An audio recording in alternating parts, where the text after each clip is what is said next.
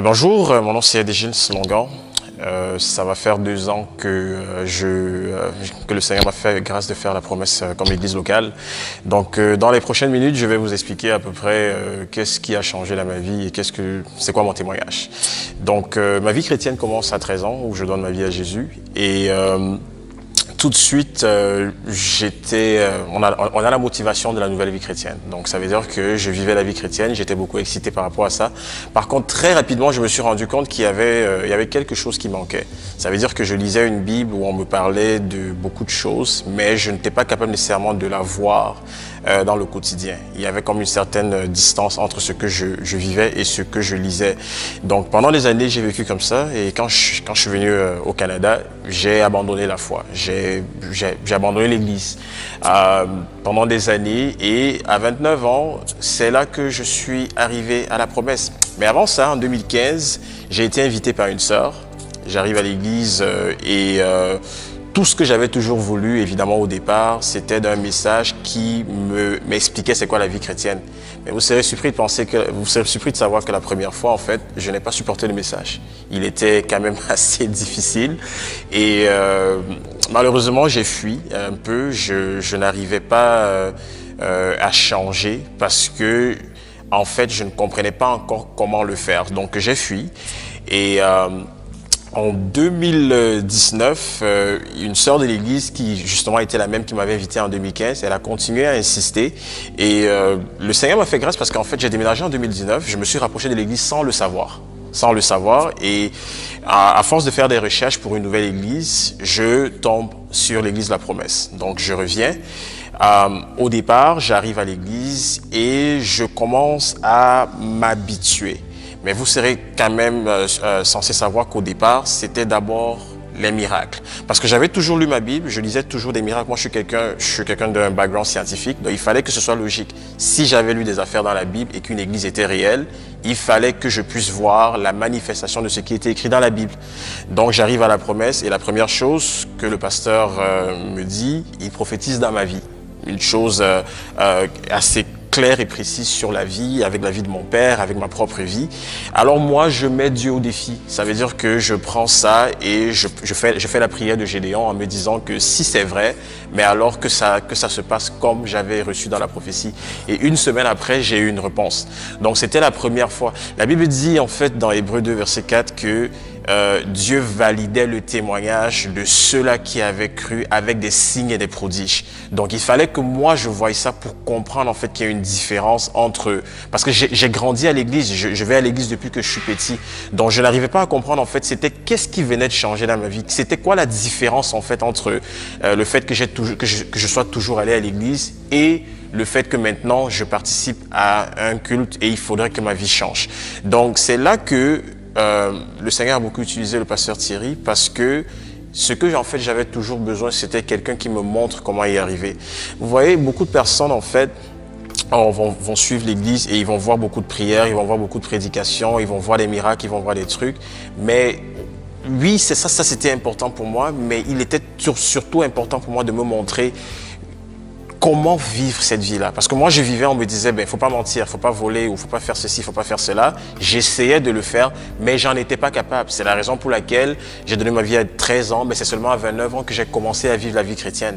Parce que pendant des années, je savais que ce que je faisais n'était pas bon, mais je savais pas comment m'en départir, je savais pas comment m'en séparer. Mais c'est là l'importance en fait d'un père ou de quelqu'un qui vous dit suivez mon exemple. Parce qu'il y avait quelqu'un qui était humain, bien évidemment.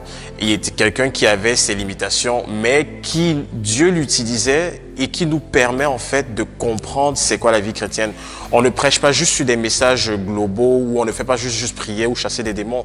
Mais il y a quelqu'un qui me dit en fait que quand la Bible fait ici, voici comment il faut fonctionner. Donc moi, j'ai eu le pasteur Thierry en fait dans cette structure-là. Il y a à peu près 3 choses qui sont arrivées, entre autres, depuis que je suis à la promesse.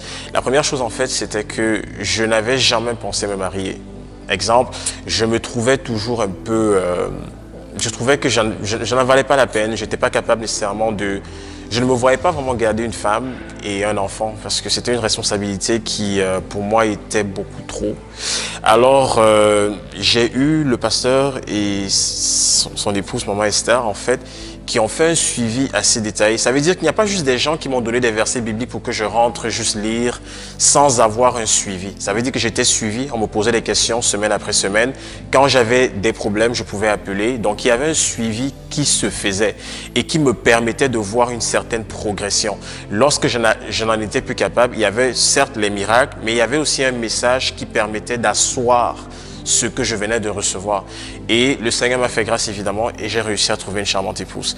Après ça, si vous pensez que c'était seulement les miracles, mais je ne pense pas que je serais juste resté à l'église à cause des miracles, parce que vous le savez, il y a des miracles un peu partout. Il y a beaucoup d'églises où on voit des signes et des prodiges. Cependant, c'est l'enseignement qui m'a permis d'asseoir ce que j'étais en train de voir. Exemple, vous serez peut-être surpris, mais à l'église La Promesse, on nous enseigne aussi même des choses par rapport à ma vie. Moi, je suis un professionnel. Beaucoup de choses, ma carrière au travail a changé après que je suis arrivé à l'église. La façon de planifier, la façon de gérer mes finances, la vision en fait. J'ai été délivré de la vision de la petitesse qui voulait que je me concentre ou je me contente de ce que, juste du peu que j'avais. J'ai commencé à penser à investir. J'ai commencé à penser, le pasteur prenait des versets bibliques et il les contextualisait. On voyait l'image des gens dans la Bible et en fait, le pasteur nous prépare. Beaucoup d'églises préparent des gens à aller au ciel, mais on a un pasteur qui nous prépare aussi d'abord à vivre cette vie sur terre. La Bible dit que la volonté de Dieu soit faite sur la terre d'abord, comme elle est faite au ciel. Donc moi, je n'allais pas seulement vivre une vie chrétienne qui me permet de juste mourir et d'aller au ciel, mais au quotidien, dans ma carrière professionnelle, j'ai vu le changement, j'ai vu la main de Dieu. L'une des troisièmes choses qui est arrivée, c'était par rapport à la vie de ma mère. Ma mère, à un moment donné, a fait 7 jours sans dormir. Alors, quand je dis 7 jours sans dormir, je ne parle pas de, mettons, dans certains de ces jours-là où peut-être qu'elle dormait 10 minutes ou elle dormait... Non, non, elle a fait 7 jours où elle n'a pas fermé l'œil. Elle n'a pas voulu me faire peur au début, mais après le 7e jour, elle m'a appelé. Donc, ma mère m'appelle, puis elle m'explique la situation. Là, je prie. Donc, je prie pour ma mère et le lendemain, elle m'appelle, elle me dit toujours qu'elle n'a pas réussi à dormir, mais au moins, elle était reposée.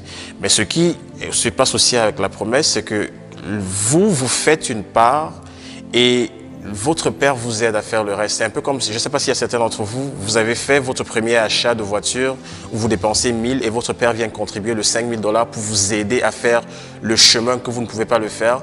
Mais c'est aussi ça le rôle d'un père. C'est que là où j'étais limité, j'ai parlé à mon père, je l'ai appelé, puis c'est même pas qu'il a prié. On a parlé pendant 5 minutes, il a compris le problème spirituel qui dérangeait ma mère. Il m'a donné une parole de connaissance. J'ai appelé ma mère, je l'ai parlé, je lui ai donné exactement ce qu'on venait de parler. Après, nous avons loué Dieu. Ma mère s'est tournée et elle a dormi. Et pour certains, c'est rien. Mais moi, aujourd'hui, j'ai une expérience personnelle avec Dieu. Je connais Dieu aujourd'hui comme le Dieu qui donne le sommeil. Pour certaines personnes, peut-être c'est un fait acquis. Mais voilà le nombre de choses. Donc, on vit aujourd'hui, on a une expérience avec Dieu personnel au quotidien et le Seigneur utilise beaucoup son serviteur ici à la promesse, pas seulement comme un pasteur, mais d'abord comme un père parce que on est influencé dans notre façon en fait de grandir. Il y a quelqu'un qui nous tient la main, qui nous montre comment le faire, qui n'a pas peur de montrer son visage et de montrer en fait ses réalités, mais aussi de nous montrer le chemin à suivre. Donc, à vous qui nous écoutez aujourd'hui, nous vous invitons à venir faire un tour. Si le Saint-Esprit vous a conduit cette vidéo aujourd'hui, veuillez suivre ce message-là. Nous ne disons pas que nous avons toutes les solutions du monde ici, mais nous vous disons que si vous cherchez Jésus et vous êtes vraiment sérieux, à la promesse, nous vous attendons. Merci.